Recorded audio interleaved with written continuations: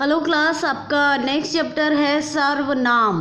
सर्वनाम, नाम में ही इसका अर्थ भी छुपा हुआ है। सर्व मीन्स होता है सब और नाम मीन्स होता है नाम, जिसका अर्थ है एक ऐसा शब्द जो नामों के बदले में प्रयोग किया जाता है, उसको जो है सर्वनाम कहते हैं। और नाम क्या होता है? संज्ञा।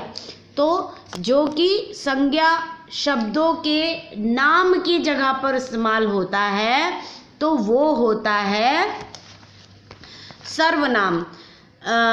एक उदाहरण मैं जैसे देती हूँ कि मैं एक चीज़ को बार बार तो रिपीट नहीं करती हूँ, जैसे कि राम पढ़ने जाता है, राम खाना खाता है, राम पानी पीता है, राम शरारती है, राम बदमाश है। तो मैं ये शब्दों का इस्तेमाल बार बार ना करके इसका शब्दों का इस्तेमाल दूसरे जगह से करती हूँ कि शशांक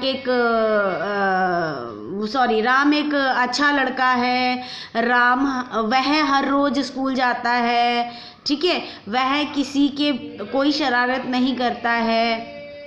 तो इस तरह जो है उस नाम की जगह जो शब्द इस्तेमाल होता है उसको हम कहते हैं सर्वनाम। उसके 6 भेद होते हैं: पुरुषवाचक सर्वनाम, निश्चयवाचक सर्वनाम, अनिश्चयवाचक सर्वनाम, प्रश्नवाचक सर्वनाम, संबंधवाचक सर्वनाम और निजवाचक सर्वनाम। सबसे पहले जो है हर चीज़ को आप नाम के अर्थ में ढूंढा करिए। तो सबसे पहले है पुरुषवाचक सर्वनाम। जिन सर्वनाम में बोलने वाले और सुनने वाले तथा अन्य व्यक्तियों का बोध होता है वह होता है पुरुषवाचक सर्वनाम। जैसे मैं पुस्तक पढ़ रही हूँ, मैं तुम, तो ये जो होते हैं मैं तुम, ये होते हैं सर्वनाम। इसमें 3 पार्ट होते हैं पुरुषवाचक सर्वनाम के: उत्तम पुरुष, मध्यम पुरुष और अन्य पुरुष। उत्तम पुरुष का मतलब है कि वो शब्द जो प्रयोग करने वाला अपने लिए बोलता है, जैसे मैं, मेरा, मुझे, मैं, हम, हमारा, हमें, ये जो अपने लिए इस्तेमाल करता है। मध्यम पुरुष होता है जो दूसरों के लिए इस्तेमाल करता है, तुम, तुम्हारा, तेरा, आप, तुम्हारा, तुमको, आपको। और अन्य पुरुष होता है जो कि यह, वह, उसे, जो कि अपने आप के लिए भी नहीं बोल रहा है और सामने वाले के लिए भी नहीं बोल रहा है, वो थर्ड पर्सन के लिए बोल रहा है, यानी कि उसका, उसके, उसकी। तो वो होता है उत्तम पुरुष। उसके बाद आपका आता है निश्चयवाचक सर्वनाम।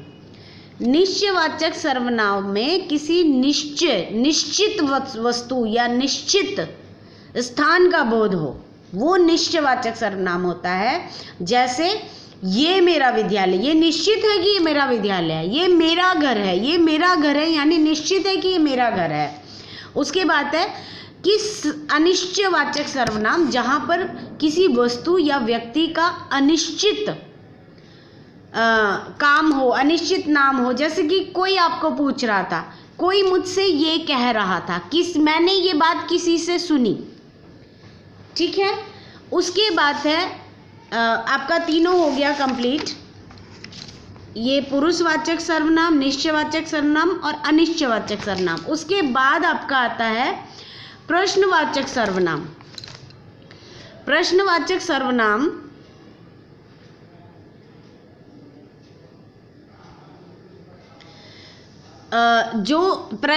जैसे ही आपको प्रश्नवाचक का मतलब है कि तुम कौन हो, यानी कि जो प्रश्न किया जा रहा है, वहाँ पर जो सर्वनाम होता है वहाँ पर प्रश्नवाचक सर्वनाम होता है, जैसे तुम कौन हो। उसके बाद है संबंधवाचक सर्वनाम। संबंधवाचक सर्वनाम मतलब जहाँ पर एक उपवाक्य का दूसरे वाक्य से संबंध होता है। जैसे जो सत्य बोलता है वही खुश रहता है, ठीक है, जो जैसा बोएगा वैसा काटेगा। उसके बाद है निजवाचक सर्वनाम। निज का मतलब है खुद, स्वयं।